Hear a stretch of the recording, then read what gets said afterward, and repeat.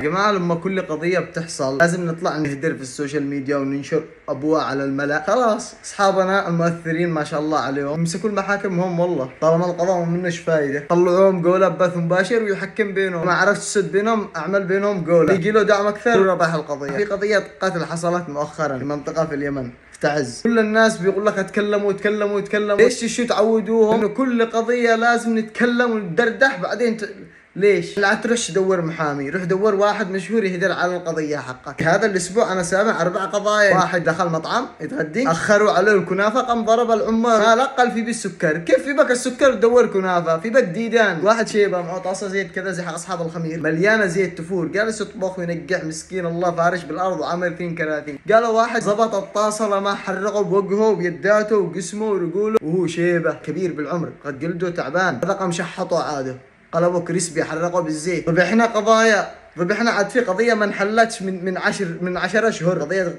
طفله جنات. ايه استفدتم؟ بهدلتم بالبنت بس تكلمنا المفروض نغطي وقال بنت. واحد بس نشر فيديو واصل 10 مليون الفيديو وهو ما شاء الله في السعوديه يعني الاكسبلور. واحد عمل كليب على القضيه، تخيلوا جايب جنات جنبه، يا جنات والله ما نسيبك والله ما تعمل كليب على قضيه. معك عقل؟ السوشيال ميديا مش محكمة ولا مكان تشارع فيه، ولو في قضية طلعت رأي عام لازم تنحل بأسرع وقت. عندنا أصبح الموضوع عادي من كثر ما طلعت قضايا رأي عام. شوفوا بمصر الطفل اللي برضه شفره يا محمد، شوفوا كيف طريقة العقل. هم جابوه للمحكمة عشان الصحافة ما تطلعش وقوله لبسوه لبس سبايدر مان، وأقل من أسبوع تم الحكم مؤبد. هذا اقوى حكم، اقوى من الاعدام. والله العظيم ذبحنا من البلاد هذه، والله خايف البلاد هذه ما تصبرش الا وقد انا ما اعرفش امشي، قد امشي على قد انا كبير يعني، والله قهر.